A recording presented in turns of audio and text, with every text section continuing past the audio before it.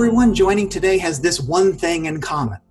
Even if you are a nurse, you're maybe caring for someone who is a loved one, and that changes everything. You always talk about that, Donna, that professional care doesn't preclude this idea that we are informal, we are familial caregivers. And so think about the relationship that your caregiving emerged from. In fact, I would ask everyone today to go ahead and write it down on that sheet of paper. I know you know it, so it's just writing it down because we're going to kind of build a little map here as we go along. So where did your caregiving emerge from? That's why we care, because there's that existent love that makes it possible and known and available for us to do that. So go ahead and write that down.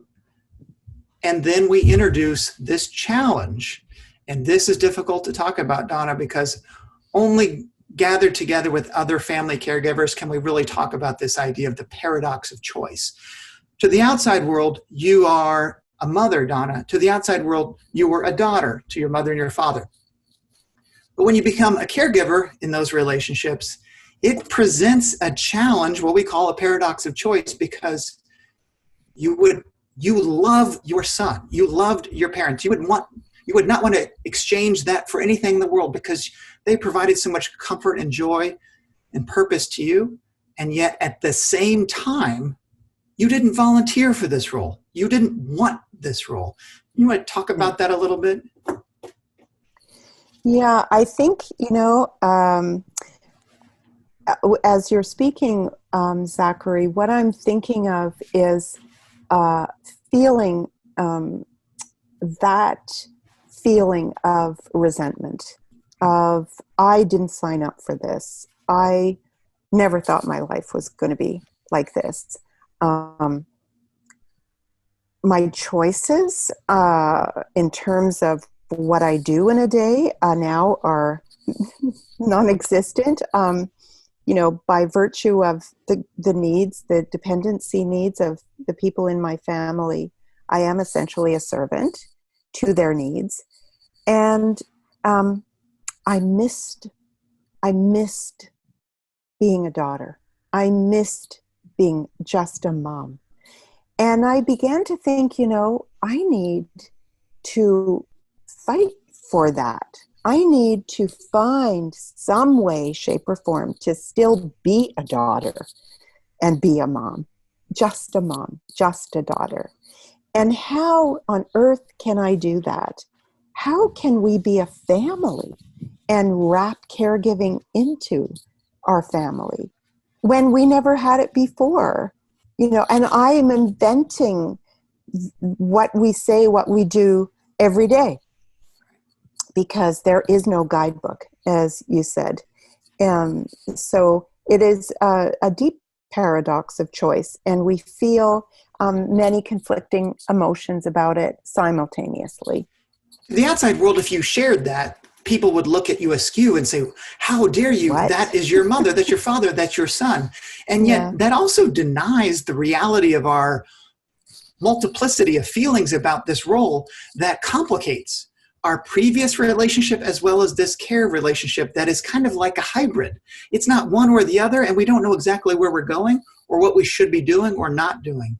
And so whether I talk to young or old caregivers, they always experience it, and there's a great amount of guilt here from this paradox of choice, as if they are breaking their idea, their sanctity of love with their loved one, even though it's always complicated.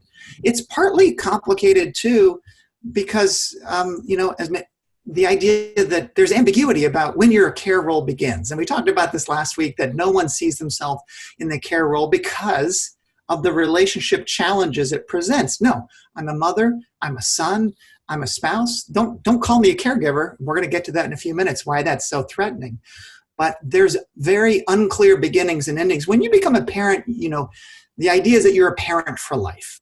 When you're a child for life, no matter what happens. But with the caregiver role and relationship, there's a certain kind of tenuousness to it. We don't really know, or we can't predict when it's going to begin or end.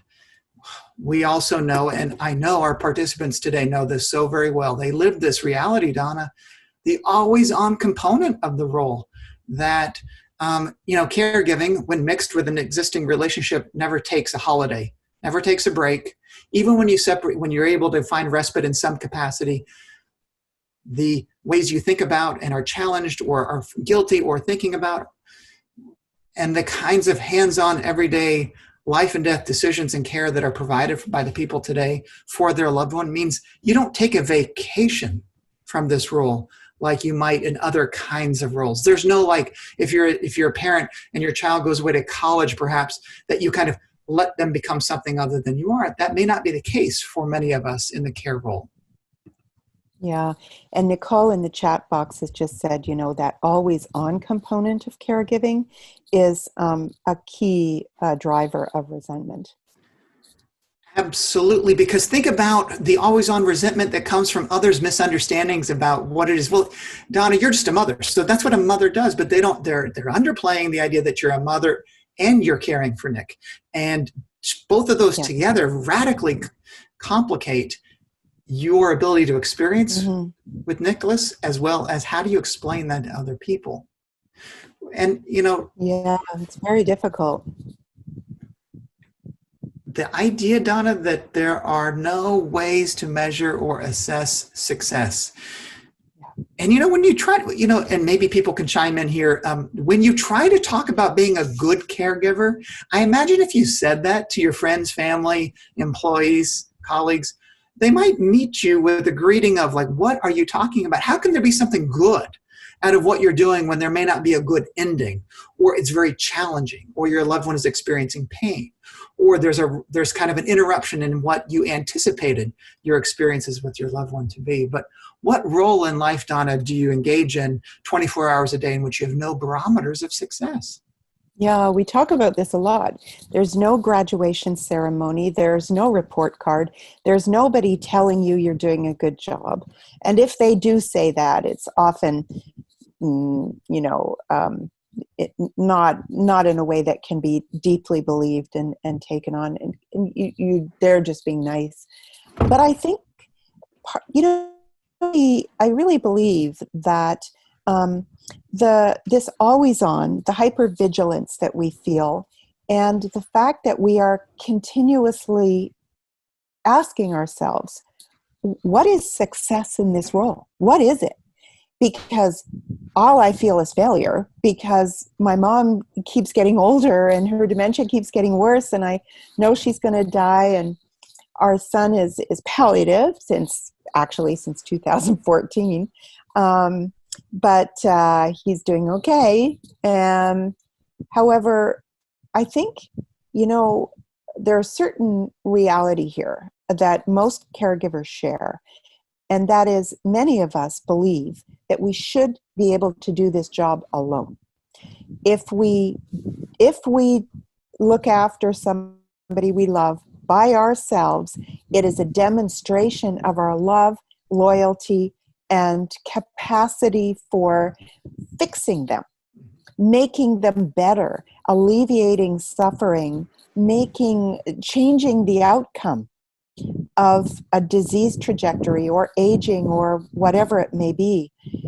And I think that those thoughts in our heads of the ideas that we have of that success is really your love and your willpower mixed together to make it all better, is in conflict with the drive of nature forward to drive illness, aging to the end. And really, our job is to say, I will stay with you. I will always stay with you no matter what happens. But those aren't the thoughts in our heads, right?